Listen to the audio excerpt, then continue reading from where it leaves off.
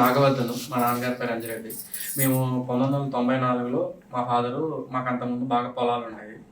ఒక 20 ఎకరం పొలం అంతా మంచిగా ఉండేవాళ్ళం. మేమిద్దరం మా అక్క నేనిద్దరం ఉండేవాళ్ళం. మా ఫాదర్ సడన్‌గా వ్యవసాయం చేస్తూనే రొయ్యల చెరువులు చేద్దామని చెప్పేసి 1994లో చెరువులేసాం.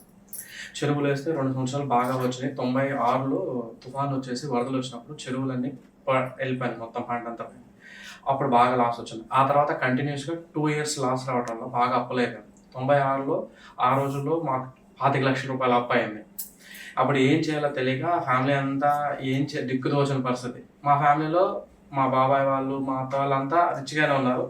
అంతా ఫ్యామిలీ అంతా ఆర్థికంగా బాగున్నారు. మేమే బాగా దెబ్బతిన్నాం బిజినెస్ చేసి అలా అయిపోయిన తర్వాత. ఆ టైంలో కూడా అదే టైంలో మా అక్కకి 10th క్లాస్ కంప్లీట్ అయింది.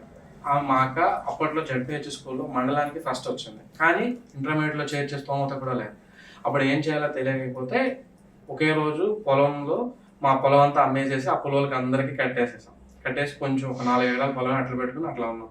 ఆ టైంలో మేము చదివించలేను అనుకున్న టైంలో ఒక ఆయన చెప్పారు, ఇట్లా పలానా రామదూత స్వామి ఉన్నారు చెవురు దగ్గర ఆశ్రమం అని చెప్పి. మేము అప్పటికి 5 సంవత్సరాలు అయిపోయినాయి. అప్పటికి ఇంకా ఆర్థికంగా బాగా దెబ్బతిన్నాం. మా రిలేటివ్స్ కూడా మమ్మల్ని ఎవరు కన్సిడర్ చేసేవాళ్ళు కాదు. ఎందుకంటే వాళ్ళు ఏదో బాగా చేశారు, ఇట్లా అయిపోయారు అన్నట్టుగానే ఉండేవాళ్ళు. వాళ్ళంతా కొంచెం రిచ్‌గా ఉన్నారు అనిపించారు. ఆ టైంలో మేము 2000 సంవత్సరంలో ఆగస్టులో జోరు వర్షం, ఆగస్టు 16వ తారీఖున మేము అక్కడికి వెళ్ళాం. ఆగస్టు 15 హాలిడే నాకు స్కూల్కి. ఆ రోజు సాయంత్రం బయలుదేరాం. బాపట్ల నుంచి ట్రైన్లో బయలుదేరి నైట్కి ఆగస్టు 16న అక్కడికి వెళ్ళాలి. నైట్ 8 గంటలు అవుతుంది. ఫుల్ వర్షం. అక్కడ కరెంటు కూడా లేదు. అప్పుడు ప్రహరీ కూడా లేదు, జస్ట్ ఫినిషింగ్ ఉండేది. చెవురు ఆశ్రమానికి 2 విగ్రహాలు మాత్రం ఉండేది. ఆంజనేయ స్వామి విగ్రహం, కాళికమ్మ విగ్రహం 2 ఉండేవి. ముందు చిన్న రూమే ఉండేది. హోమోసాలు ఉండేది కదా, అది ఒక్కటే ఉండేది. మనకి ఏముండేది దానిలో. అక్కడికి వెళ్ళి నైట్ అక్కడ పడుకోవాలి. ఎవ్వరూ లేరు, అడవిలా ఉండేది. భయపడుతూ ఇలా ఉరుములు మెరుపులు. ఆ రోజైతే ఫస్ట్ టైం టు బి హానెస్ట్‌గా నేను 8th క్లాస్ చదువుతున్నాను. మా అక్క 10th క్లాస్ అయిపోయింది. మా అమ్మ మన నలుగురు వెళ్ళాం. భయం.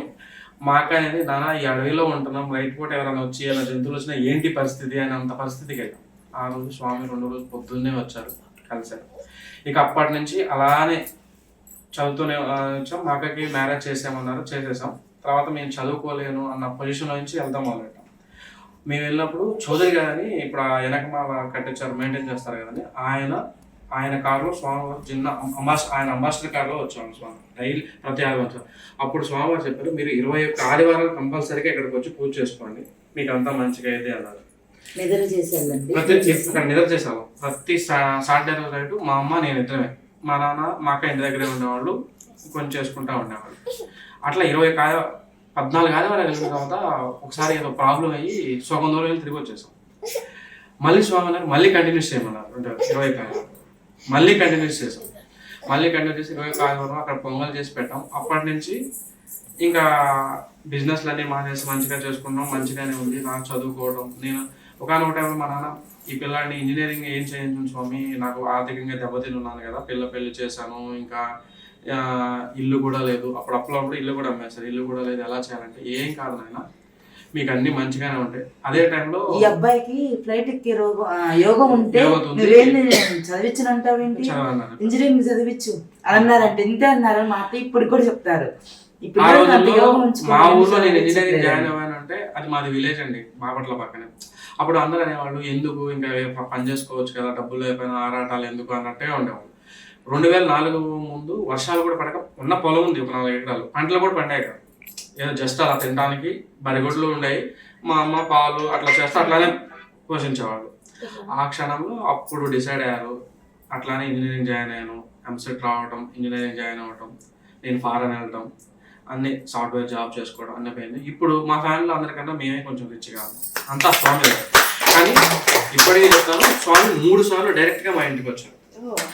మేము ఒక చిన్న పూరింట్లో ఉండేవాళ్ళం. ఆ పూరింట్లోకి వచ్చి ఇట్లా 21 వారం వచ్చిన తర్వాత నేను మీ ఇంటికి వస్తానమ్మా. అప్పుడు మా ఇంట్లో మా స్తోమతకు తగ్గట్టుగానే మా నాన్న మేళాలు అవి పెట్టి తీసుకొచ్చేసాం. వచ్చి నెక్స్ట్ నీ ఇంట్లో వచ్చినప్పుడు నువ్వు భవంతి వేస్తేనే నువ్వు భవంతికి వస్తాను అన్నారు. అలానే మా ఊర్లో మాదే పెద్ద బిల్డింగ్ కట్టాడు మా నాన్న. 2007 మా చిన్న పల్లెటూరులో 35 లక్షలు పెట్టి ఇల్లు కట్టాడు. ఆ ఇంటి ఓపెనింగ్కి స్వామివారు వచ్చారు. ఇల్లు కంప్లీట్ అయిన తర్వాత 3 నెలలు మేము గృహప్రవేశం చేయాలి, స్వామి గారి అపాయింట్మెంట్ దొరకగా. 2010లో మా గృహప్రవేశానికి వచ్చారు. వచ్చినప్పుడు ఇంకా మ్యాచెస్ అప్పటికి నాకు జాబ్ వచ్చింది, సెటిల్ అయ్యాను. మ్యాచెస్ చూస్తుంటే అప్పుడు మా అమ్మ స్వామి ఎవరిని చేయమంటారు మీరు చెప్పండి చేస్తా అన్నారు. అప్పుడు నాకు ఒక 8-9 మ్యాచెస్ వచ్చినాయి. అన్ని ఫోటోలు తీసుకెళ్ళి మా అమ్మ ఇస్తే అందులో నుంచి ఈ అమ్మాయి ఫోటో తీసి మ్యారేజ్ చేశాను అన్నారు. సరే ఎప్పుడు చేద్దాం స్వామి అంటే, సరే నేను ఖమ్మంలో ఒక స్కూల్ ఉంటుంది, ఆ పేరు ఏదో ఉంది, పెద్ద వాళ్ళ ఇంట్లో పూజ ఉంది, అక్కడ ఉంది, అక్కడ స్వామివారి దర్శనం, అక్కడికి రమ్మన్నారు. ఆ రోజు కూడా చాలా మిరాకిల్ ఉన్నాడు, భారీ వర్షం. స్వామి ఆ రోజే వెళ్ళాలి, పెళ్లికి ముహూర్తం పెట్టాలి. వీళ్ళ పేరెంట్స్ ఏమనుకుంటారు, పంతులు గారిని తీసుకురావాలి, మీరు మూఢనమ్మకాలతో ఉన్నారు, స్వామి చెప్పేది ఏంటి అన్నట్టుగా అన్నారు. సరే మా నాన్న అన్నాడు, మేము స్వామీజీ మాట ఏంటో సరే మీరు మీ బ్రాహ్మణుని చూపించుకోండి అన్నారు.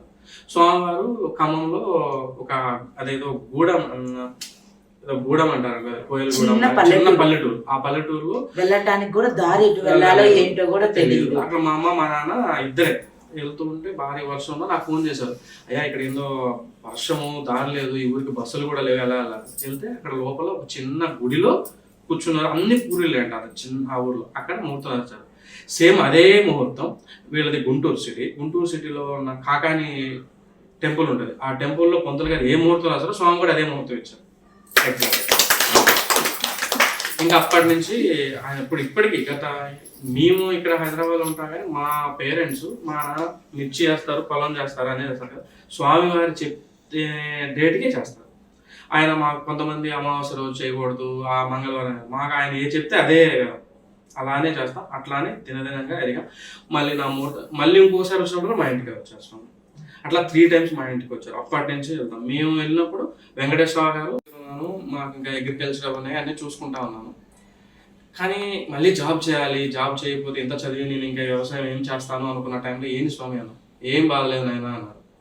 సర్లే అని చెప్పేసి ఒక చిన్న కంపెనీలో చేద్దామని చెప్పేసి హైదరాబాద్కి వచ్చాను.